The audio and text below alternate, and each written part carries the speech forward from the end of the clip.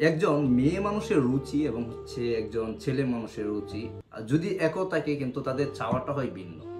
যদি চাওয়াটা একও থাকে, তবু তাদের পাওয়াটা হয় ভিন্ন।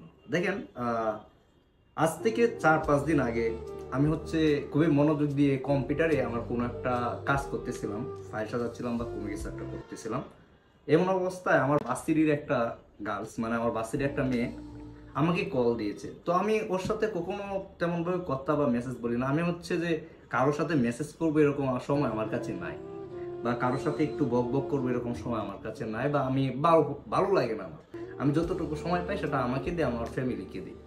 তো ও আমাকে কল দিছে যে আমি আপনার সাথে 30 মিনিট কথা বলবো। তো আমি তো মানে 30 মিনিটে শুধু আমি তার সাথে কেন কথা বলবো, যে জায়গায় আমি কারোর সাথে 5 মিনিট কথা বললে আমার বিরক্ত লাগে।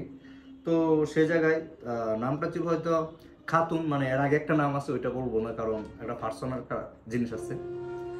তো যে জিনিসটা আমি বলতে চাচ্ছিলাম, দেখেন, আপনি যদি কোনো একটা মেয়েকে কল দিতেন, কল দেওয়ার পরে যদি আপনি বলতেন যে আমি তোমার সাথে 30 মিনিট কথা বলবো, সে মেয়েটা হয়তো আপনাকে ব্লক মারতো, বা সে মেয়েটা আপনাকে ফালতু মনে করতো। কিন্তু সেম জায়গাতে যখন একটা মেয়ে আমাকে 30 মিনিট কথা বলতে বলছে এবং আমাকে কল দিয়েছে, আমি কথা বলতেছি, আমি 2-3 বার কলও কেটে দিছি, এবং সে আবার আমাকে কল দিতেছে, বলতেছে যে আমি আপনাকে কল দিছি, আমি যখন কাটবো তখন এটা এই জায়গায় শেষ হবে। কিন্তু সেম কাজটা যদি কোনো একটা পুরুষ করতো, তাহলে মানে জিনিসটা অন্য অন্য টাইপের হয়ে যেত। হয়তো পুরুষটা খারাপ, পুরুষটা আপনার নারী লোভী বা বিভিন্ন জিনিস, চরিত্র খারাপ। কিন্তু আমি এই জিনিসটাই বলতে চাচ্ছিলাম, আমাদের প্রত্যেকটা মানুষেরই কোনো না কোনো একটা জিনিস কারোর কাছে ভালো লাগতে পারে। যেমন ওই মেয়েটা হয়তো আমার কথা ভালো লাগতো বা আমাকে ভালো লাগতো, যার জন্য সে আমাকে কখনো পাবে না বলে সে আমার কাছে 30 মিনিট চাইছে।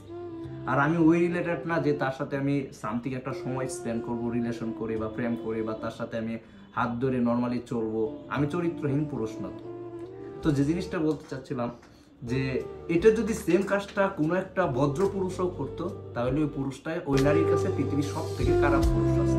কিন্তু আমি কিন্তু ওই নারীটাকে আমি খারাপ ভাবি নাই, ওই নারীটাকে আমি বাজে ভাবি নাই, ওই নারীটাকে আমি খারাপ ভাবে নিয়ে নাই। কিন্তু সেম জায়গাতেই যদি একটা পুরুষ একটা নারীর সাথে কথা বলতো, বা 2টা মেসেজ বেশি দিত, বা একটা কল দিত, শুধু ভুলে চলে গেছে চাপলে, তবু ওই নারীটা ওই পুরুষটাকে সারা জীবন ভাবতো যে ওই পুরুষটা চেষ্টা, ওই পুরুষটা আমাকে কল দিছে, ওই পুরুষটা আমার সাথে কথা বলতেছে, আরো 12 জনকে বলিয়ে বেড়াইতো।